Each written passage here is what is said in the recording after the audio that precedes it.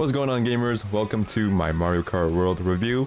So, when did I start playing this game? It was the day after the Switch 2 launched, and Mario Kart World was a launch title. What was the difficulty? I've mainly played on 150cc. I've played over 10 hours since its release, and the last Mario Kart game I played was Mario Kart Wii. Let's move on to the good things about this game. First, there's a great soundtrack, lots of classics, lots of new songs that sound amazing. Obviously, there's a new feature called Free Roam, which is kind of open world, but not really. Lots of things to keep you busy and very fun to explore around the new map. Good graphics. Now, obviously it's not native 4K or anything like that, but it does have a consistent frame rate, and I think the art style is still satisfying to look at.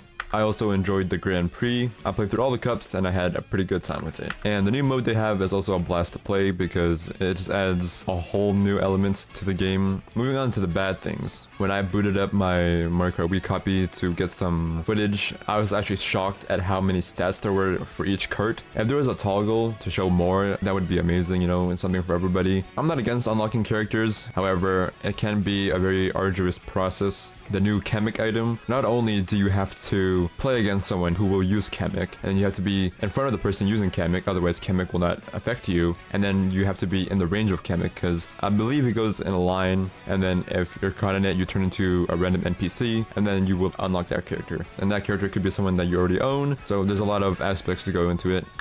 And of course, the cost, I'm sure we all already know that the game is priced at $80 US, which is 10 more than the last generation. However, the only difference is that it hasn't been that long since the previous generation and since the previous price hike. Moving on to the online. Matchmaking, when you're going into a match, there is a chance that there will not be all 24 people in the match, regardless of bots or not. So sometimes the match will be filled with bots. Say there's missing 2 people, those 2 will be bots, but that's not always the case. Sometimes you'll be missing just 6 people flat out. And this reminds me of something from Fortnite where they had this OG update, which basically brought back the original mode aspects, everything that people loved. I believe the first day it was fine, it was all real people that you fought, but soon after that, they started putting bots into the lobbies. And obviously that's not fun because some people might have missed their chance to play with real people the entire way through, right? It's an experience.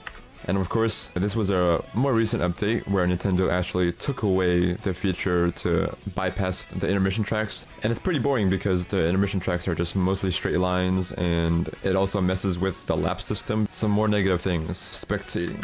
When you're spectating, you can only see the person that's winning the match. You can't change between POVs. It is possible for you to change camera angles outside of the game, like in free roam. However, you can't do that in spectator mode. And the only options that you have while spectating are to either A, continue spectating, or B, just to quit out. That means that you can't rematch. Normally, you can do 2 things, right? Okay, I'm not in a rush to go to the next match. Let's see how this plays out. But if you're eager to get into another match, you have to go back to the main menu, go back into the online menu to choose the mode that you want. It puts you into matchmaking, and then once you're in that lobby, the lobby continues to fill up with people. So it's like a double wait, and then you get into a new match. And speaking of tedious, they kind of ruined my favorite mode from Mario Kart Wii, which is battle mode. I think the maps are way too big. If you look at the 2D map and compare it to like Mario Kart Wii, it doesn't look too different, but the scale is not really proportionate, because if you actually play in the maps, you can easily tell, despite having 24 people, that the maps are so oversized to the point where at the start or during most moments, you won't even see somebody. And when you're playing in balloon battle, you can actually get eliminated. So in Mario Kart Wii, if you lost all your balloons, you would actually respawn with the standard 3 balloons and you could continue playing. And being eliminated not only sucks because you don't have a chance to make a comeback, there's no easy way to get back into the action. And then, worst of all, this is when I was trying to do a challenge, trying to win in every mode, so I had to win in coin runners and balloon battle. You can't choose which mode you want to play, right? Despite the game being fresh off launch, you would think that, alright, we have enough people to separate the modes.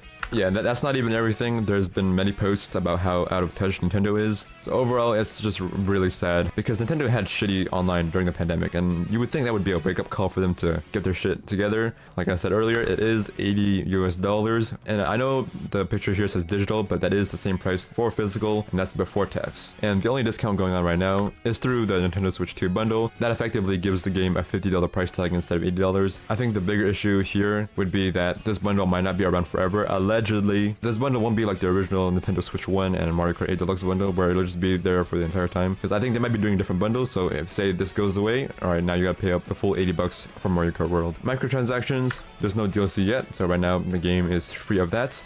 And overall, despite me loving Mario Kart, I have mixed feelings. There's a lot of good things about it, but there's just some issues and problems that shouldn't even exist in the big 2025. I would only say you get the game if you can get the bundle, because I think $50 is much more reasonable. And with that, I give this game a rating of 7 out of 10, or 7 out of 10 Sir Hammies. And that was my review. Thank you all for watching.